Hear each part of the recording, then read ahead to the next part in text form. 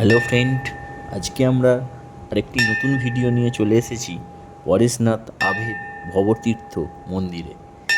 এখানে ৩৯টি সিঁড়ি পেরিয়ে পাহাড়ের ওপরে বিরাজমান স্বয়ং পরেশনাথ। এই সিঁড়ি দিয়ে উঠলেই ফার্স্টে দেখা মিলবে একটি কোষ্ঠী পাথরের বনদেবতার মূর্তি।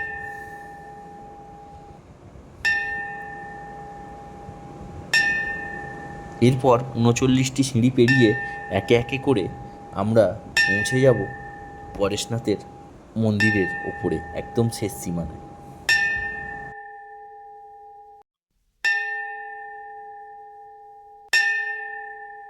এবারে আমরা চলে এসেছি একদম শিব মন্দিরের একদম উপরে। উপরটা তোমরা দেখতেই পাচ্ছ কি সুন্দরভাবে সাজানো, বসার জন্যে অনেক বেঞ্চ এবং সংরক্ষিত জায়গা করা হয়েছে। এই আমাদের বাবা পরেশনাথ, খুবই জাগ্রত। বাবার কাছে যা মানত করা হয় সবই পাওয়া যায়, কেউ খালি হাতে ফেরে না।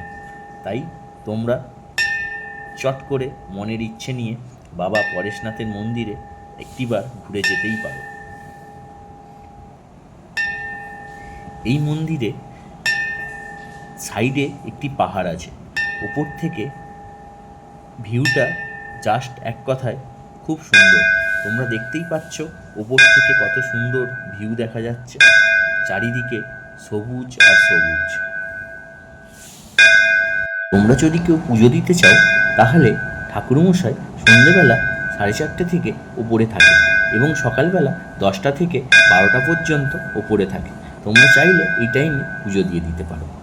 এবার বন্ধুরা তোমাদেরকে দেখাই ওপর থেকে এক অপরূপ সুন্দর ভিউ। দেখো কত সুন্দরই না লাগছে, কি সুন্দর, চারিদিকে গাছ দিয়ে ঘেরা এবং ব্যারেজ সামনে, এবং সামনে দিয়ে চলে গিয়েছে ব্যারেজের আঁকাবাঁকা রাস্তা। তো আজ বন্ধু ভিডিওটা এই পর্যন্ত, আবার নেক্সট দেখা হবে অন্য একটা নতুন ভিডিওতে। আজকের মতন টাটা।